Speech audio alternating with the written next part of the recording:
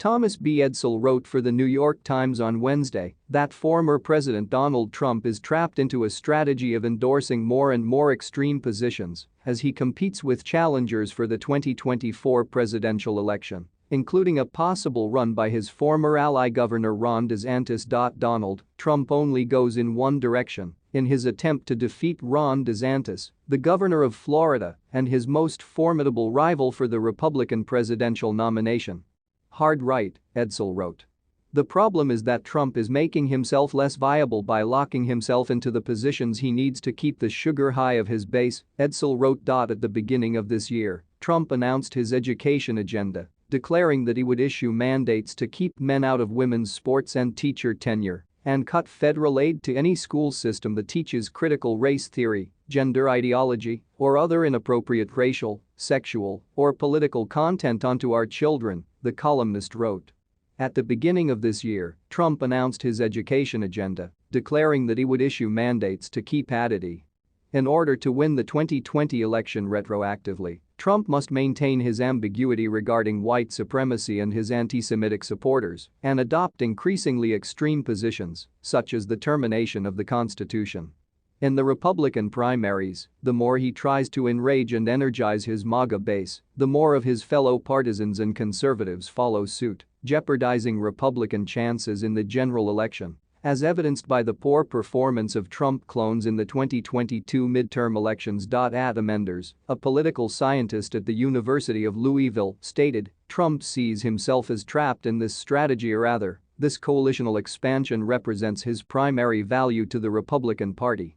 This is his enchantment. I also suspect that Trump's Republican rivals in the election recognize this. For instance, when DeSantis engages in conspiracy-related culture war posturing on topics such as Disney, grooming children, CRT, and the like, he is competing for precisely these anti-establishment voters. Although DeSantis has not yet declared his intention to run for president, polls indicate that he poses the greatest threat to Trump's chances of winning the nomination. Others, including former UN Ambassador Nikki Haley and South Carolina Senator Tim Scott, have also moved to challenge him, as has his own former vice president, Mike Pence. This week, a poll found that Trump is increasing his lead in the primary.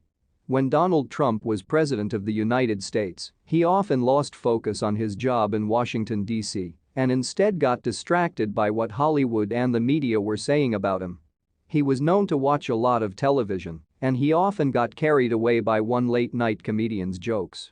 According to sources cited by Rolling Stone, Donald Trump was said to have directed his White House staff to call up one of Disney's top executives in Washington, D.C., to complain and demand action when North Korea was developing nuclear weapons that could have harmed the United States.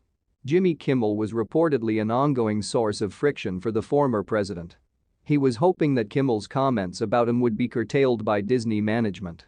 The former president reportedly had a beef with Jimmy Kimmel for a long time, particularly in 2018, when North Korea was developing nuclear weapons that could have hurt the United States.